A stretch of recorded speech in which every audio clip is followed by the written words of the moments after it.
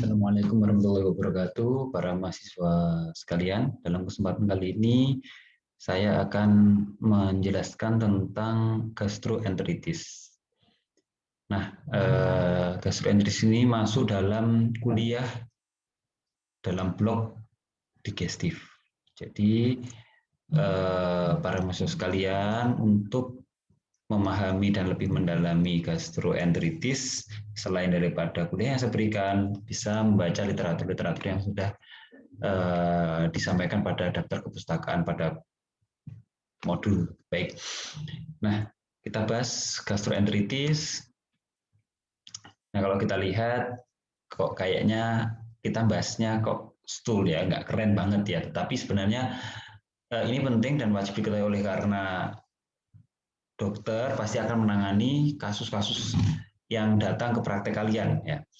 Nah, kita lihat stool ya, nampaknya keren, ini ada stool tapi gambarnya ada orang dengan pakai kacamata. Jadi stool itu atau feses ya, atau kotoran manusia itu 60-90% terdiri dari air dan 100-200 gram per hari pada dewasa yang sehat, dan pada bayi 10 gram per kilogram berat badan per hari. Jadi kalau misalkan konsistensinya cuma segini, 100-200, tapi dia frekuensinya bolak-balik, nah masih kita bisa katakan dia normal. Nah, ini adalah Bristol Stool Chart yang kita harus tahu. Ada beberapa tipe-tipe feses dalam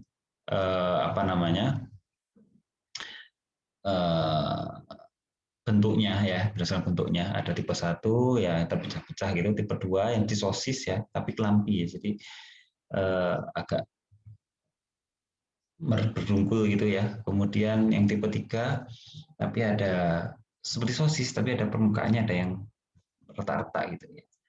Nah, kalau yang tipe 4 yang smooth ya, yang halus gitu ya. Yang tipe 5 seperti blobs ya. Jadi ini masih batas normal ya, karena bentuknya seperti potongan-potongan tapi dia lembek. Nah, tipe 6 ini seperti bubur ya, lembek. Sedangkan tipe 7 cair ya, full cairan. Nah, ini kalau kita lihat orang mengejan ya. Mengejan itu seperti halnya pada gambar Peter Parker ini ya. Diare itu definisinya adalah perubahan daripada pergerakan usus ya, yang ditandai dengan adanya peningkatan daripada frekuensi dan juga cairan yang mengisi daripada stool tersebut. Nah, apa definisi diare dari jumlahnya? Yaitu adanya dia berat feses lebih dari 200 gram per hari atau lebih, atau sama dengan 3 kali episode per hari. Jadi kalau misalkan 2 kali per hari ya masih wajar ya. Nah, apa itu diare? Ya, terjadi peningkatan beberapa mekanisme ya. Satu, terjadi peningkatan osmotic load. Jadi osmotiknya meningkat sehingga menyebabkan terjadi diare. Atau meningkatnya sekresi. Jadi sekresinya terlalu banyak sehingga fesesnya cair. Atau yang ketiga, penurunan daripada kontak total surface area. Belum sempat diabsorpsi sudah dikeluarkan. Nah, ini 3 faktor yang mendasari ya. Kemudian bagaimana osmotic load? Ya, ini bisa oleh karena tidak diserapnya dengan maksimal sehingga menyebabkan solutes atau bagian daripada feses ini masih ada di usus, maka akan menyebabkan tekanan osmotik meningkat ya, kemudian dia bisa diare. Yang kedua adalah peningkatan sekresi, oleh karena usus mengeluarkan banyak elektrolit dan air daripada yang diabsorpsi ya. Kemudian yang ketiga adalah penurunan kontak ya, oleh karena penurunan daripada absorpsi atau usus yang menyerap berkurang ya, oleh karena permukaan absorpsinya berkurang. Bagaimana karakteristik dari diare ya? Ya, kalian lihat diarenya karakteristiknya seperti ini ya, cair ya, warna kuning atau warna apapun dia, mungkin dia ampasnya normal segini, dia ampasnya tidak nampak sama sekali, jadi full air gitu ya. Nah, akut gastroenteritis itu mirip dengan apa bedanya akut gastroenteritis dengan diare? Kalau akut gastroenteritis ya, ada inflamasi, ada enteritis berarti ada radang pada gaster dan enterum. Jadi adanya inflamasi dari gastrointestinal yang menyebabkan yang terjadi pada lambung dan juga pada intestin yang kemudian terjadi akut diare. Jadi akut diare itu adalah gejala, akut gastroenteritis adalah penyebabnya, adanya radang atau inflamasi. Nah, definisinya bagaimana? Ada peningkatan, kalau akut ya, akut gastroenteritis adalah di mana ada peningkatan daripada feses defekasi atau peningkatan dari frekuensi BAB ya, dan juga bentuknya yang berubah dari kondisi normal yang kurang dari 14 hari ya. Biasanya disertai dengan beberapa gejala, mual-muntah ya, kemudian diare, kemudian fecal urgency ya. Jadi ingin segera BAB itu mules ya. Nyeri perut ya, kram perut atau tenesmus ya. Peningkatan daripada intestinal gas ya, biasanya kembung ya. Kemudian gangguannya juga mungkin kurang elektrolit, kemudian bisa juga dehidrasi. Nah, kasusnya banyak ya, biasa terjadi pada dewasa dan anak-anak, rata-rata pada negara berkembang ya. Ada faktor-faktor risiko yang mempengaruhi ya, ada poor living conditions, tidak ada cairan sanitasi yang baik ya, kemudian hygiene yang buruk ya, nutrisi yang buruk juga mempengaruhi, serta lack of information, jadi kurangnya informasi mengenai perilaku hidup bersih sehat. Nah, ada akut gastroenteritis bisa bakterial, bisa virus, bisa parasit ya. Kalau bakteri ini penyebabnya ya, Campylobacter, Salmonella, Shigella, Vibrio cholera. Kalau virus ya rotavirus paling sering ya, norovirus, adenovirus, astrovirus. Nah, virus sekarang juga sedang masa pandemi COVID ya, berarti salah satunya virus penyebab diare, salah satunya juga dari COVID ini ya, bisa menyebabkan gejala diare juga. Kemudian parasit ya, misalnya Entamoeba histolytica, Giardia lamblia, Cryptosporidium, Scrosura, dan yang lain ya. Nah, kalau bakteri yang paling sering dari bakteri adalah E. coli, karena dia transmisinya fekal oral ya. Ini adalah beberapa penyebabnya. Dari E. coli sendiri ada beberapa strain ya, enterohemorragik, enterotoksik, enteropatogenik, enteroinvasif, dan enteroagregatif. Nah, Campylobacter ya, ini bisa juga menyebabkan terjadinya diare ya. Gejalanya asimptomatik, tapi biasanya disentri ya, kadang-kadang disentri dengan darah. Ada gejala Guillain-Barré, ini biasanya Campylobacter itu terkait dengan di peternakan ayam. Nah, Campylobacter ini kalau misalkan terjadi diare, kemudian petugas atau bekerja di peternakan ayam merupakan salah satu penyebabnya. Nah, ada juga Shigella ya, Shigella macamnya Sonnei, Flexneri, dan disentri ya. Kemudian yang selanjutnya adalah Vibrio cholera, di mana ada beberapa seroguru, dan cholera ini biasanya berat ya. Kalau misalnya kita lihat dia itu warnanya seperti BAB tajin, warna putih gitu ya. Ada flek dan mukus, biasanya sih muntah-muntah dan demam jarang, tapi menyebabkan kematian. Nah, inilah respiratory stool khas pada Vibrio cholerae. Jadi dia diarenya karena elektrolit yang keluar banyak, fesesnya itu bentuknya cair ya, ampasnya sedikit, warnanya putih seperti air tajin. Pikirkan Vibrio cholera. Nah, bakteri yang lain adalah Salmonella, di mana dia enteric fever ya. Kemudian dia paratipi ABC, pada kasus non tipoid ya bisa gastroenteritis ya. Biasanya demam, kemudian bakterinya jarang ya, kemudian diare dengan atau tanpa darah, dan demamnya lebih daripada 3 minggu. Salmonella bisa diisolasi dari organisme seperti dari darah ya pada minggu pertama, kemudian urin minggu kedua, dan feses minggu ketiga. Bakterinya tipe bacterial infection ya, ini adalah periode inkubasi, durasi, dan juga gejalanya yang mengikuti ya. Nah, kemudian akut gastroenteritis ini bisa juga disebabkan karena virus ya. Nomor 1 paling sering adalah rotavirus, bisa juga norovirus atau sapovirus ya. Nomor 1 paling sering adalah rotavirus yang menyebabkan dehidrasi pada anak-anak.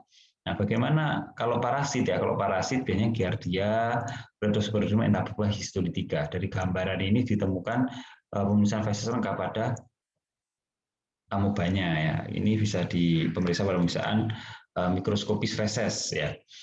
Nah, berdasarkan episode dari diarenya, diare bisa dibagi menjadi akut atau kronik, ya. Atau ada juga definisi disentri, yaitu diare berdarah. Nah, biasanya disebabkan oleh karena disentri amoeba atau basiler. Sedangkan definisi persisten diare, di mana diare lebih daripada 14 hari. Sedangkan kalau kronik lebih daripada 30 hari. Nah, kalau infeksius diarea biasanya disertai dengan adanya gejala mual muntah dan juga nyeri yang sangat pada perut atau kram perut. Nah, demam ini berkaitan dengan adanya patogen invasif ya. Jadi kemungkinan kalau ada demam berarti ada patogen, biasanya bakteria. Nah, bisa juga pada SUS-nya kita temukan beberapa pemeriksaan ya, bisa disebabkan karena virus atau bakteri atau rilis daripada sitotoksin. Nah, kemudian juga gejala yang lain adalah mual ya, disebabkan biasanya oleh karena bakteri toksin atau Staphylococcus. Ya, ini adalah beberapa penyebab dan juga beberapa gejala yang berkaitan ya. Kalau kita lihat Salmonella dan Shigella ini gejalanya nyeri perut dominan, ada demam ya, kemudian fekalnya situ ya. Tapi kalau misalkan gejalanya pada Clostridium atau Entamoeba, gejalanya tidak begitu berat ya. Nah, bagaimana kita mengevaluasi pada akut diarrea? Jadi kita tanya ya, mulainya kapan, frekuensinya gimana, tipe dan volumenya seperti apa, apakah ada darah dalam diarenya, dalam fesesnya, adakah mual muntah, terus kemudian sudah mendapat obat apa, dan kemudian apakah ada riwayat penyakit sebelumnya, dan penyakit-penyakit yang mendasari. Nah, pada ini kita perlukan 24-hour food recall, jadi makan apa yang dimakan, biasanya kan penyebabnya karena makanan. Nah, kemudian kita lakukan pemeriksaan fisik, berat badan, temperatur, kemudian nadi, dan respiratori, serta tekanan darah. Nah, pada pasien yang diare itu ada beberapa spesifik yang memiliki gejala, diantaranya mungkin seperti ini, poultry ya, seperti tadi Campylobacter itu pada peternakan ayam ya, kemudian waterborne biasanya Vibrio cholera ya, kemudian mayones itu Staphylococcus, kemudian antibiotik Clostridium difficile, kemudian person-person bisa Shigella. Ya, kalau misalkan dia diare, yang paling penting adalah mengakses dengan dehidrasi. Ini ada sedikit saya jelaskan, mungkin juga berkaitan dengan blok kedaruratan, tapi penting saya sampaikan bahwa pada pasien dengan diare kemungkinan terjadi dehidrasi, bisa ringan, sedang, atau berat. Kalau ringan, dia kekurangan cairan kurang daripada 3% daripada berat badan ya. Tapi kalau dia moderate lebih dari 3, tapi kurang dari 9. Tapi kalau severe lebih daripada 9. Nah, bagaimana gejala yang kita bisa lihat ya pada pasien dengan minimal ya, gejalanya mungkin hanya haus ya, biasanya sih masih bagus, masih bisa bagus. Kemudian nafasnya normal, kemudian mulutnya masih basah ya, kemudian turgornya juga bagus ya. Tapi kalau pada mild ini sudah mulai lemas, kemudian mulai rasa hausnya berlebihan ya, kemudian pada mata cowong ya, ini mata cowong, kemudian air matanya juga berkurang, mulutnya kering, dan juga turgornya menurun ya, kurang daripada 2 detik. Tetapi pada severe atau yang berat, maka dia apatitis atau penurunan kesadaran, nggak enak makan, bahkan nggak enak minum ya, kemudian takikardi, ada tanda shock, lemah, kemudian nafasnya cepat ya, matanya sangat cowong, kemudian air matanya tidak ada ya, kemudian recoilnya lebih daripada 2 detik ya. Jadi kalau misalkan turgornya itu kurang lebih daripada 2 detik. Nah, kita lihat turgor itu dengan melakukan tarikan pada kulit ya, pada dewasa bisa di tangan, tapi kalau di glabella, tapi kalau pada anak bisa di perut ya, otot kulit daripada abdomen ya. Kalau misalkan dia berkurang atau tidak segera kembali, maka dia meningkat, turgornya menurun, maaf. Nah, apa pemeriksaan laboratorium yang diperlukan ya? Fecal analysis atau stool examinations ya, kemudian complete bile count, kemudian elektrolit ya, kemudian fungsi ginjal, kreatinin, dan juga analisa blood random blood sugar ya. Jadi random blood sugar itu gula darah aja atau ABG analisa gas darah ya, analyze blood gas ya. Terapinya ya tergantung daripada penyebabnya dehidrasi. Kalau ringan ya tanpa perlu rehidrasi, tapi kalau misalkan mild moderate perlu bisa diberikan oralit ya dengan dosis tersebut. Kalau misalkan dia severe ya maka perlu cairan intravena. Supportive treatment zinc juga diperlukan ya. Ini adalah dosisnya, multivitamin dan mineral dan juga diet ya kalau misalkan terjadi pada dehidrasi. Nah, rehidrasi yang paling penting, gunakanlah makan mulai dengan dosis kecil dan jumlah yang sering ya. Kemudian hindari jus ya. Nah, probiotik juga bisa diberikan ya. Probiotik itu salah satu supportive terapi juga. Nah, ada juga yang non spesifik ya. Kalau misalkan ini kita bisa gunakan anti motility ya, loperamid ya, atau anti secretory agent.